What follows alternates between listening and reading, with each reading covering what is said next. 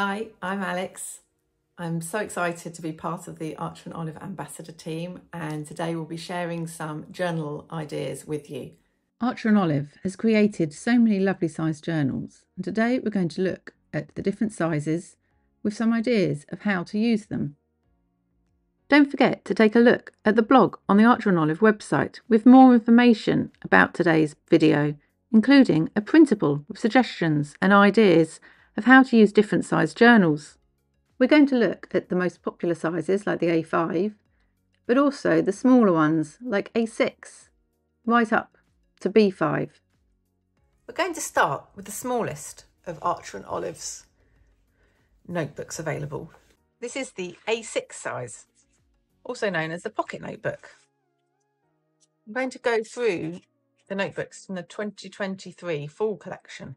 So here you can see, easy to fit in my hand. And this one here is 3.5 inches or 9 centimetres wide, and just over 14 centimetres, 5.5 inches tall. Obviously, this is a small journal. It may not suit all of you, but the space inside is perfect for taking out and about. I would use this for shopping lists that I could then take out the house. I'd use it for notes at school meetings and get-togethers, parents' evenings, sports fixtures for the children. I'd perhaps use it for a logbook of expenses or meals, so you could take it out in your handbag really easily, or even in a pocket, and keep track of your meals. It'd also be a good size to take to the gym if you were doing sessions at the gym and wanted to keep track of those. The next size up from A6 is B6. As you can see, this adds a little bit more space compared to the smaller A6. So there are some advantages. Obviously, it's still small and transportable. It's 4.92 inches, 13 centimetres across, and 6.92 inches, about 18 centimetres in height. The size of this notebook, still being slim, will allow you to take it out and about, but also you could use it if you wanted to keep a record of something that perhaps you would only need a page to do. So a lot of people use these for tracking a book or a film they've watched, because you can fit on one page a whole book review. Again, it's transportable enough for a bag. You could use it as a track expenses logbook. By turning it landscape, you could use it as a sketchbook, practice quotes, doodle challenges. I think a B6 size works really well as a book journal. Here there's space to include a picture of the cover, the title. I've used the Archer and Olive washi tape from the vintage library box to give it 3 stars. And there's still space for a synopsis and my own review. You could do the same for films, cinema trips, TV series. Next, we're going to look at the most common and popular type of journal, an A5 size. This is the Coffee and Books from the Archer and Olive Fall 2023 release.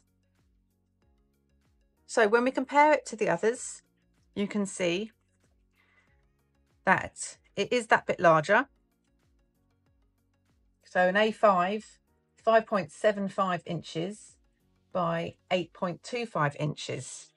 And it's also that bit wider as well, at 1 inch wide. This one is really popular as a bullet journal for creating, because although it's small enough to take out and about with you, it also gives enough space to be creative. It could be you want to use it as a bullet journal. You've got space for all the information, still room for decoration depending on your layouts, book trackers, school memories, project planning, being creative, drawing, sketches, lettering. There are so many uses of an A5. That bit heavier as well. And as I said, wider too. The next size I'm going to talk to you about is a traveller's size. Now, this one here comes up about the same height as an A5, but as you can see, is narrower. It's actually a little bit wider than the A6, and the narrowness really lends itself to certain tasks. It's 4.3 inches wide and a tall one at 8.25 inches tall, slightly less wide than an A5. Now I find this shape really lends itself to lists. So many different lists that you could be making in here. I use mine for meal planning. You have logs for food tracking. It's transportable enough. Expenses, budgets, daily gratitude. What I also have loved recently is seeing people use it as a square. So square journal 8x8 might be too big, but here you've got a square space, similar size of one page. So nearly over 8 inches by 8. So you've actually created like one page of your of a square journal, and that seems to be working really well. Speaking of 8-inch squares, we're just going to look next at an 8x8 or square journal. So this is the widest of the journals. So here's our A5. Okay, so you've got a significant amount of extra space on the width. Height's very similar, depth as well. And compared to a traveller's, you can see similar on the height. So this is 8 inches by 8 inches and 0.75 inches deep. And it's a wide journal. So I think these work really well as a space to be creative. So you've got a lovely landscape shape. I have used one as a daily diary, and I've actually created like a margin for the dates and things I'm grateful for, and then the main part of the summary of the day is there. You could add in photos, use it as a memory journal, a project planner, so you could have your idea in the middle with basically a spider diagram. And finally, of the journals I'm going to show you today, this is the largest, a B5. Personally, this is my favourite for bullet journaling. It allows you extra space. I don't often take mine out of the house because it is a larger journal, therefore heavier as well. So if you are travelling around, want to carry your bullet journal with you to work, for studying, it might be too large, and that's why A5 tends to be more popular. So it's almost 10 inches tall, 7 inches across. And if we can compare it to an A5, you can see it is basically the big brother of the A5. So you've got extra space, which I inevitably use for decoration in my bullet journal compared to perhaps an A5. Just gives me a bit more extra space for headers, washi tape, stickers. It's not as wide as the square journal, but it is a deep one. So there's plenty of space in there. I get 6 months of bullet journaling in my B5.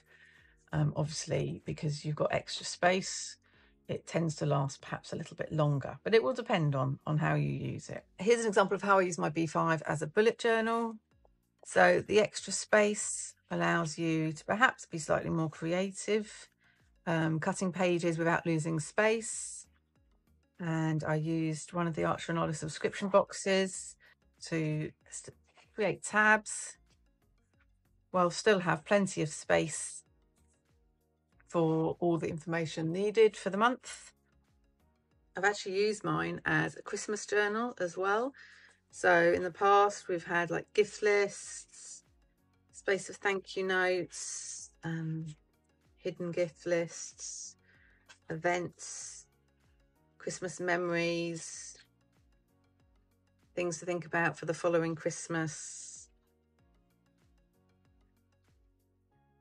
It's all in a B5, so plenty of space.